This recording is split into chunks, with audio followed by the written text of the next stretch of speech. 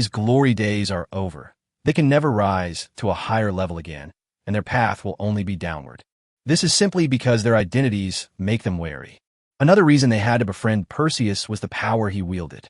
To select a wife for His Highness the Crown Prince, the future ruler of the entire empire. Daniel happens to have a younger sister who is the right age.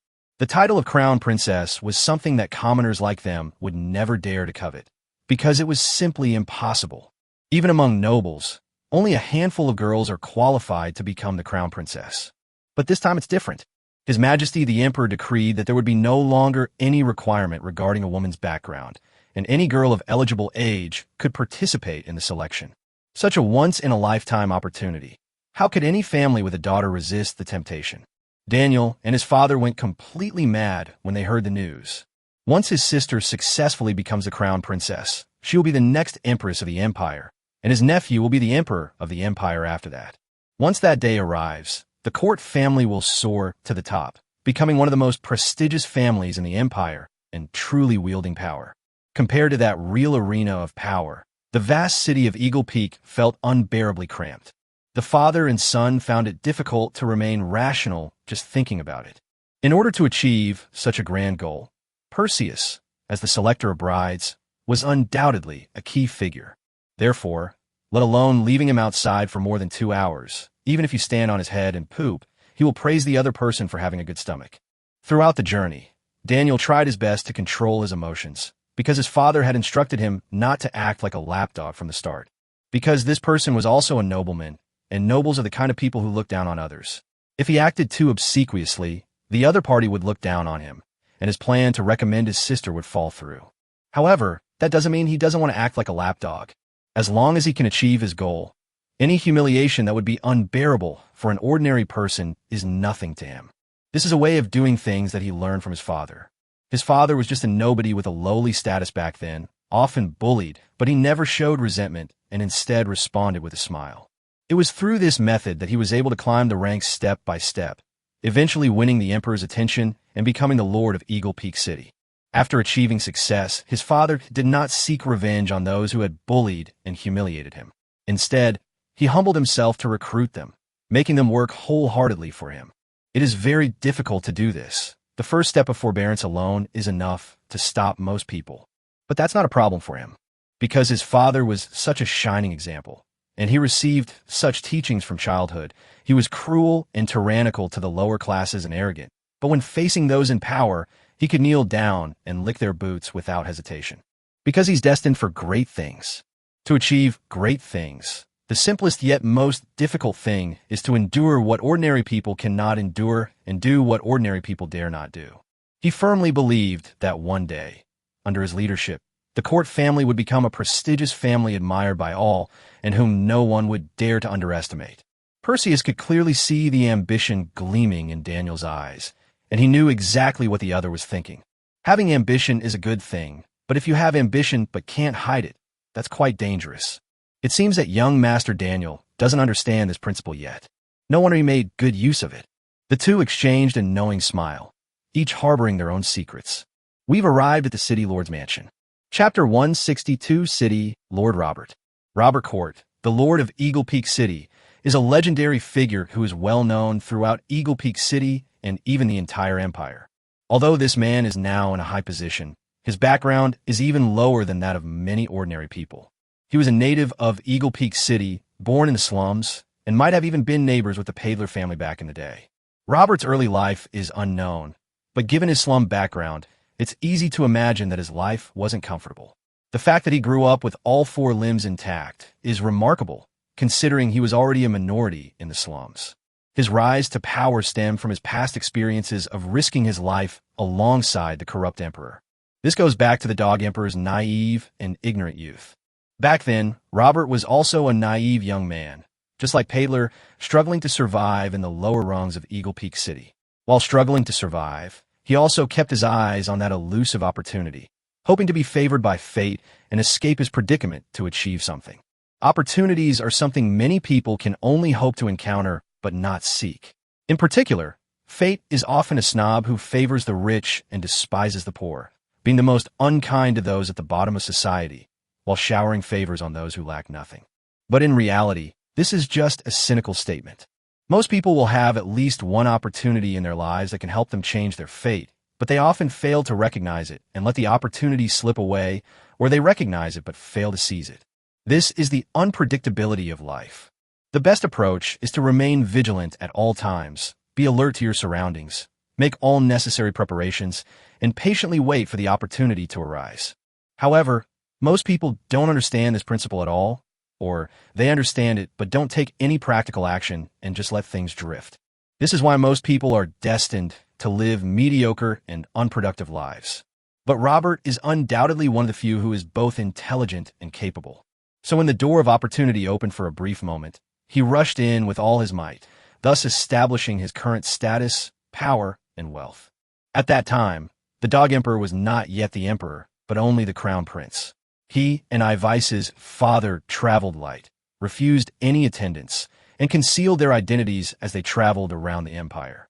They certainly wouldn't miss a big city like Eagle Peak, which is how they met Robert. Eagle Peak City is bustling and prosperous, but it is fraught with danger. Outsiders can easily be killed if they are not careful. When the Dog Emperor was young, he was impulsive and reckless, and loved to cause trouble. As the crown prince, he could do whatever he wanted in the capital, and no one dared to say a word, so they could only endure it again and again. But in Eagle Peak City, especially since he had concealed his identity, no one would tolerate him. Only those involved know the specific details of what they went through back then. All others know is that from then on, the Dog Emperor's temperament changed drastically, becoming mature, steady, reserved, and low-key, almost identical to how he is now. During that time, Robert also developed a deep friendship with the Dog Emperor. The phrase deeply ingrained refers to the fact that the Dog Emperor, Robert the dog, could condescend to sit on equal footing with Robert, the two of them drinking and chatting, reminiscing about their carefree youth, their camaraderie forged in life and death, and lamenting the changes that have occurred in the past. But when the Dog Emperor wants to kill him, he and his entire family will immediately turn into a pile of corpses.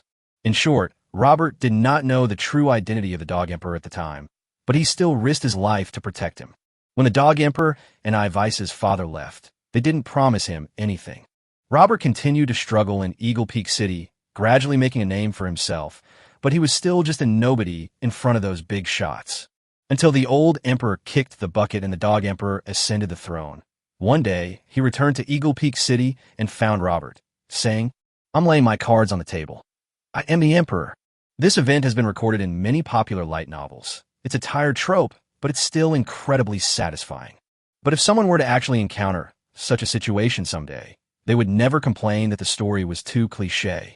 Robert, who was by the roadside, became Lord Robert, and he also had an even more valuable identity, the emperor's confidant, although others often insulted him as the dog of the Dog Emperor. But if these people were allowed to become the dogs of the Dog Emperor, they would say that there's nothing wrong with being a dog. Today, Perseus finally met this legendary figure. Perseus walked into the office alone, and the man immediately greeted him with a beaming smile, his attitude being far superior to that of Count Murphyat. To be able to enter the offices of these two important figures in such a short period of time is a rare privilege. Lord Perseus, I have long heard of your great name, and it is a great honor to meet you today. Robert's tone was full of sincerity. Perseus was stunned. This fellow is a big shot in the entire empire, yet he is so respectful to this junior. Lord of the city, please don't be so polite. I can't accept it, Perseus said honestly. He's always been the one to humble himself and flatter others to the point of exhaustion, but today he's been retaliated against in kind. That's only right, Robert smiled. Although I have achieved what I have today, thanks to His Majesty's grace, I have never forgotten my humble origins. So, I can't put on any airs when facing a person of such high status as you. Lord City Lord, you have achieved great success and have everything you could want, yet you have not forgotten your roots. I truly admire you.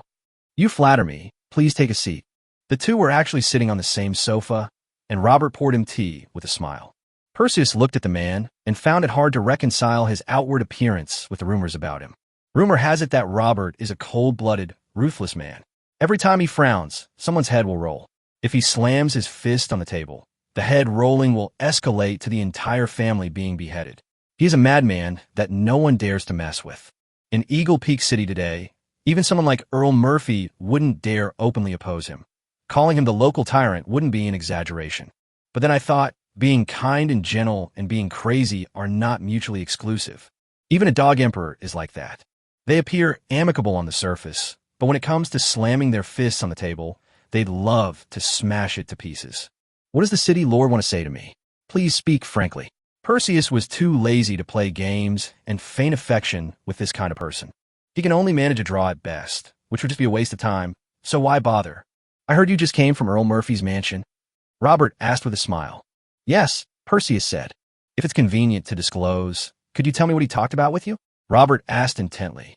We're talking about how to ruin your family, Lord City Lord, Perseus said with a smile. Robert was taken aback for a moment, then burst into laughter. You're joking, he said, rubbing his eyes after laughing. Well, that's all I can do, Perseus said modestly. Chapter 163, Loyalty. Sincerity. The Earl must have told you about our discovery of the relics of the gods, right? Robert asked. Perseus nodded. What are your thoughts? Robert asked with a smile. You must be incredibly excited, right? I never imagined I'd have the chance to see the legendary relics of the gods in my lifetime. When I'm old, I'll have something to brag about to my grandchildren, Perseus said after a moment's thought.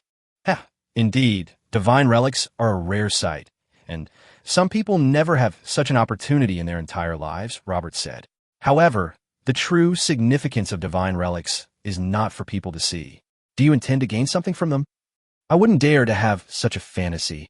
Perseus shook his head. My greatest wish would be to be able to wander around inside and come back alive. Robert sighed.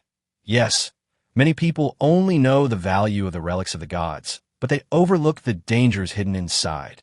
According to records, no more than 50% of the people who came out of the relics of the gods in the first 2 times survived. That is to say, at least half of them went in with all sorts of thoughts, but stayed there forever, Perseus continued. That's right, Robert said. So if you just want to sightsee, don't take the risk. Even a 7th-level mage or swordsman can't guarantee their safety inside. If you happen to have an accident, it will be a loss. Doesn't the city lord intend to go in? Perseus asked. Robert smiled and shook his head. I am not a coward, but I have been entrusted by His Majesty to guard Eagle Peak City. If I die there, I will have failed His Majesty's trust.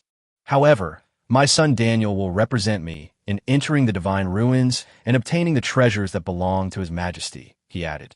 Would you hand over what you obtained at the risk of your life to His Majesty? Perseus asked. Isn't this a matter of course? Robert said with a serious expression. Anything located on the territory of the Empire belongs to His Majesty, including the relics of the gods and every blade of grass and tree within them. Perseus found it amusing. If this man really thinks that way, then he truly is a loyal subject of this dog emperor. However, Perseus remained skeptical. Robert's rise from the bottom to where he is today is not entirely due to luck. His ambition and perseverance have also played a significant role in his success. Ambition has no limits. It will always expand. A person who has nothing racks their brains every day just to get a gold coin. But once he has a gold coin, he won't complain even if you give him 100 more. When he becomes incredibly wealthy, with countless gold coins, he will crave power. Perhaps Robert was very loyal to the emperor, but that was probably only because of the power and influence the emperor wielded.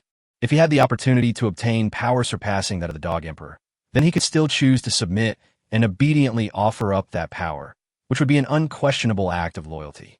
But others may not think that way. Perseus said, the nature of the divine ruins means that many people will be able to enter. These people are diverse, some even coming from countries hostile to the empire. How could they be as loyal to His Majesty as you are?